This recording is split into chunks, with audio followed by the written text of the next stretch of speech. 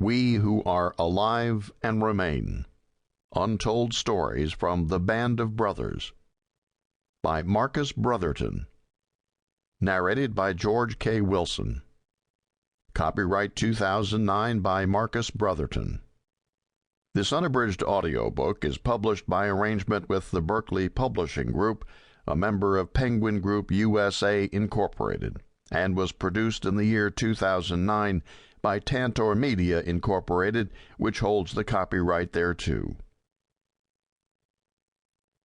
Acknowledgements.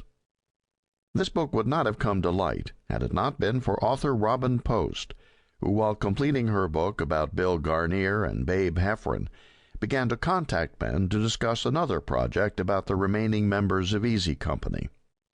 Simultaneously, Robin was busy researching a different book.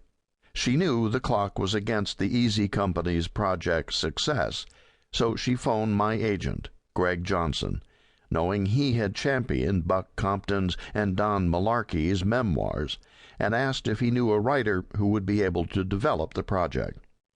I had just worked with Buck Compton on his book and jumped at the chance. Editor Natalie Rosenstein at the Berkeley Publishing Group saw the strength of this project immediately and contracted the book based on a simple 5-page pitch sheet, which I'm ever grateful to her for doing.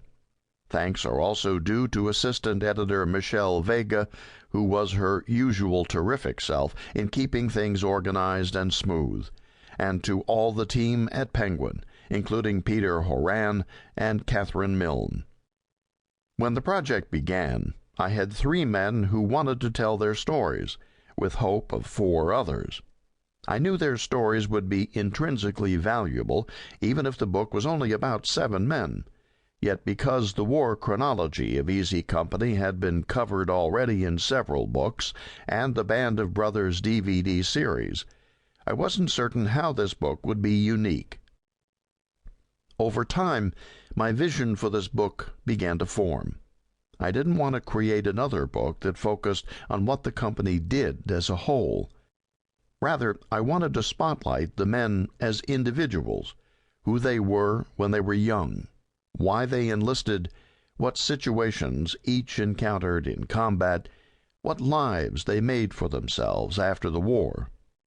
I knew the strength of the story would emerge as readers imagined sitting down in living rooms with these men, listening to their stories, hearing their voices, grammar, and word choices, experiencing living history firsthand. I contacted Herb Seworth, Jr., president of the Men of Easy Company Association. He liked the idea, particularly the angle of giving voice to the men who hadn't told their stories yet.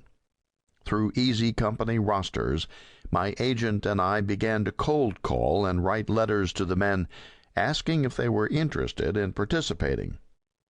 Some of the men were hesitant at first, even skeptical. A few phoned Buck, wondering if I was legit. Humility also played a role in the men's decisions. The men didn't want to talk about themselves. Health and age prevented several from participating. Over time, trust won out. I was helped and encouraged by several of the adult children of Easy Company members.